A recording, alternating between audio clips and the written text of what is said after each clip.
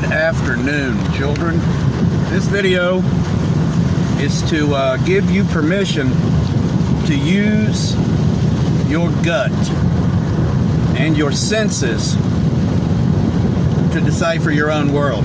You know, a lot of times your gut tells you something, and in your heart of hearts you don't want to believe what your gut is telling you for some stupid ass reason. And you're smart if you trust your gut. Over time you realize that your gut is telling you that because it's picking up, you know, sorry, I'm making a dangerous turn here. It's picking up subtle cues that you might not even be aware of, but that you've learned over time. And that's why old people are smarter than young people.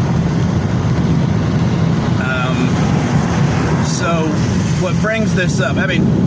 What brings this up is this guy, this judge of a children's court, who was 38 years old, by the way. Now, I don't know if that's an appointed position or an elected position.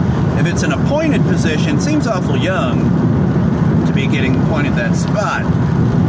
But if it's an elected official, I would wonder who is contributing large amounts of money to his local campaign that might be helping him get elected, which has happened in a whole lot of judiciary races, in particular district attorney races, where we find global money coming in to essentially buy district attorneys' offices, and then we get train wrecks of crime and criminality and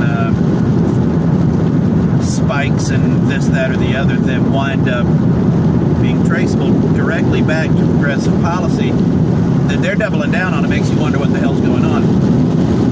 Could it be, right, so this guy that we're talking about in particular, this guy turns out he's a judge, he's young, he's gay, he's married, so by all accounts and from the curb, he looks like a stable guy,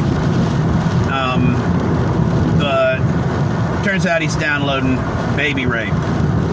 Now, I would call it child pornography, but that makes it sound like something that's almost acceptable. And of course it's not. What it is it's baby rape is what it is. They rape babies and they put it on video and then they share it around with each other because they're pervoloids, right? And they deserve to be hung by the neck from streetlights is what they deserve. So he's downloading this shit. And you look at it and you go, well, this guy's also in charge of the group that puts trannies in libraries for little kids to listen to story time on. That's fucked up. There's no good reason to do that. First off, transsexuals, especially the clownish transsexuals they send to those things, make up like 1% of 1% of 1% of a small demographic to begin with. So you're normalizing this clownish shit for no good goddamn reason. It's overly sexualized for no good reason to children. The only reason you do it is because you've been taught that you have to, in a Pavlovian way, accept inclusivity and acceptance. That if you don't, you're a bad person. So you accept even the most ridiculous shit that is thrown at you because you've been conditioned to do that. And now you're conditioning your kids to do that. Well, from the curb, you wonder what the fuck's going on with this guy. Why is this guy so kid-centric? He's got all this kid shit in his life.